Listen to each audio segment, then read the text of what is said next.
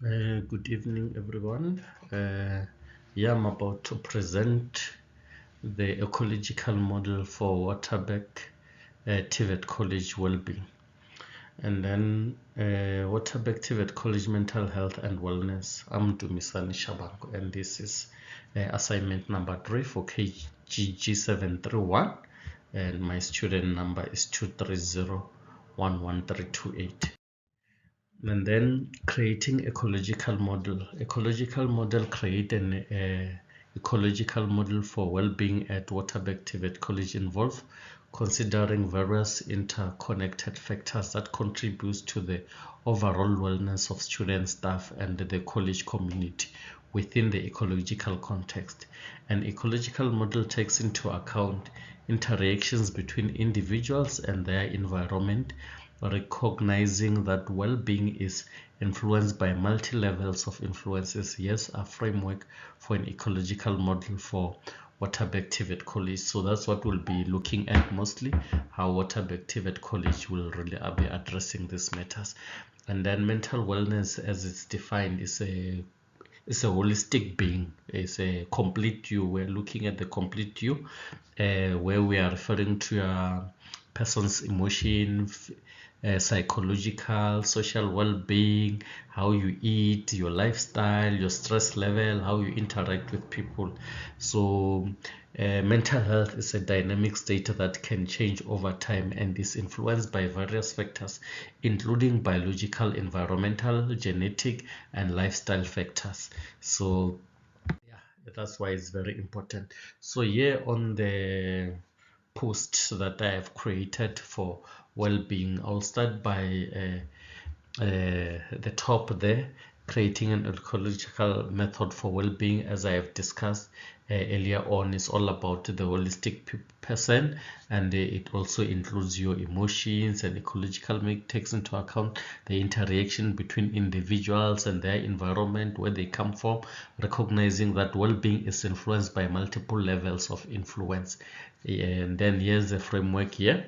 So we also had looked at the policies that governs well-being, that also aligns to what we do at the colleges. Why do we have wellness, and how do we deal with it in our day-to-day college life? So the first policy that we'll be looking at is the South African Constitution, which was developed in 1996. So this is the core of the college or all institutions of government, that we need to look at the constitution. So even though the constitution doesn't directly talks to employee wellness, but or mental health, but there are elements where at least it draws reference to it, where you can at least gain reference of how do we treat people with mental health, like the children's right, section 28, the right to health. So even people that have mental health problems, they have a right to health,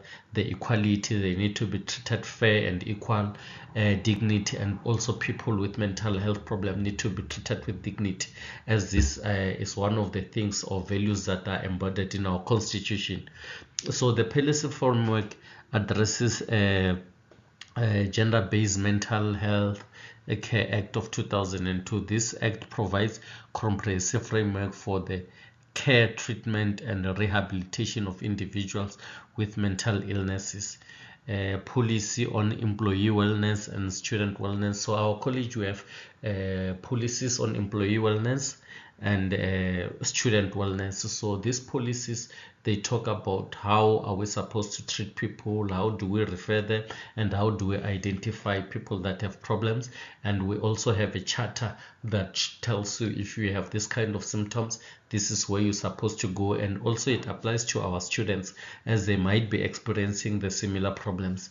And then also on employment equity, we try by all means that we don't discriminate against people that have mental problems.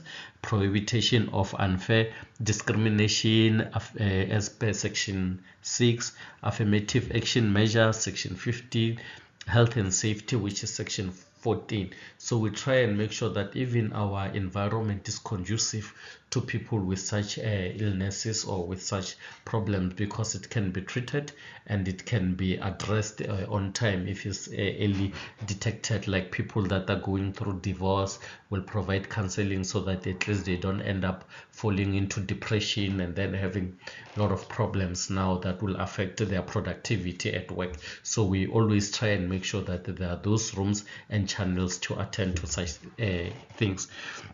And then the mission of the college, even though it doesn't addresses issues that are relating to mental health, is to provide quality training in market responsive skills through sound, feasible policies, processes, and procedures, expand access to vocational education and technical skills training.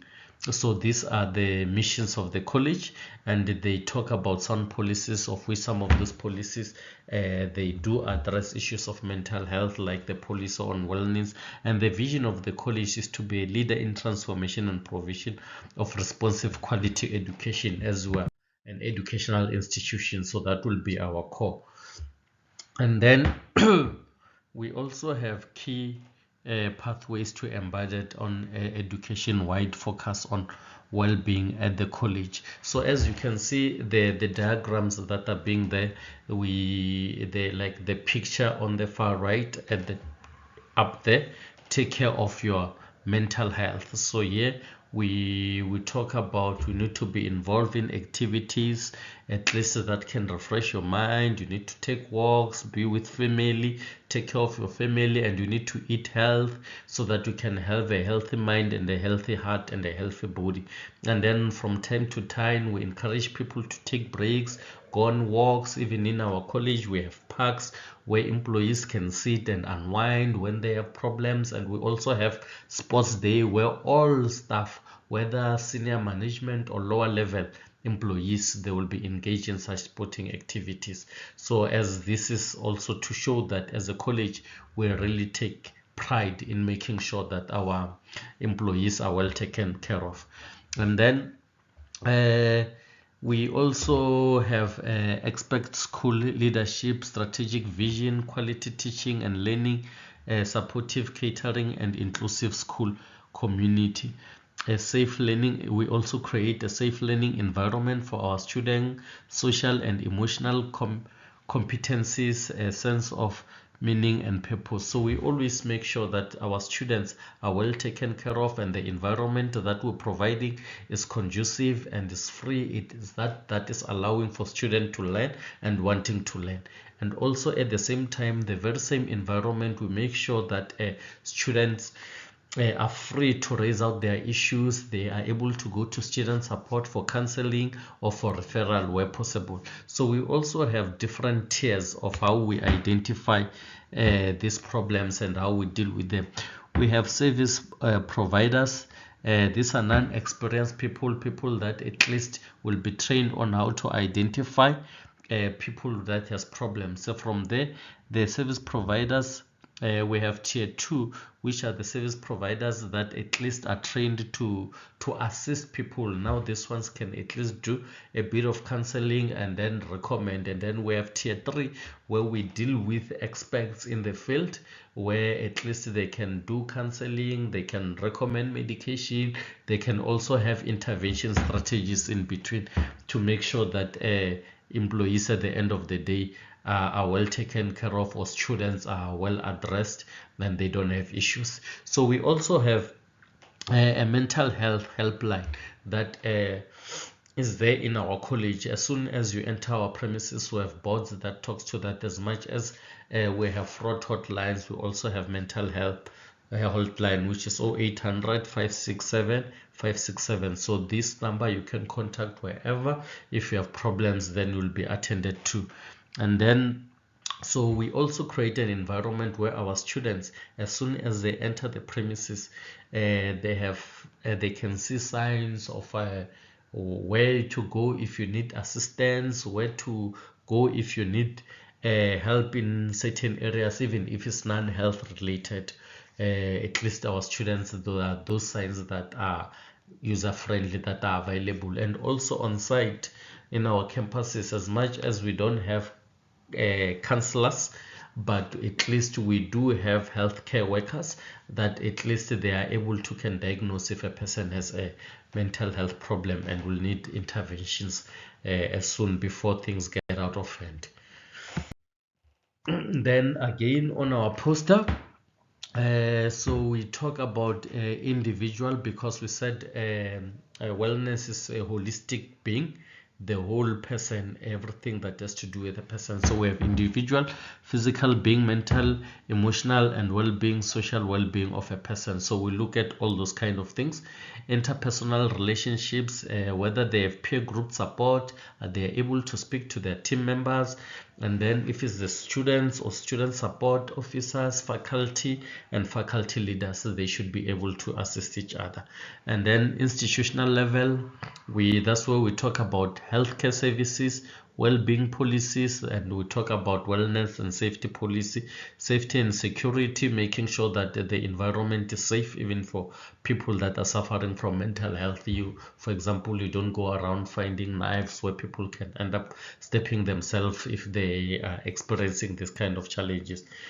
Community level, we engage with the community where these people come from and try and make sure that we conscientize them that mental health people shouldn't be discriminated from interacting with the communities and people where they come from.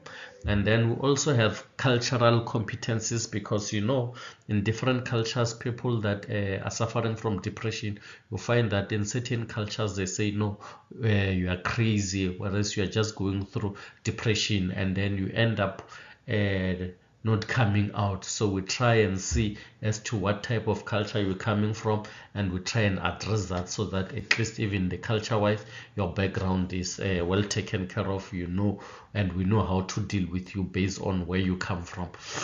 And then in terms of technology, we also have digital well-being, innovation for well-being. So these are all the things that we embodied in our day-to-day lives.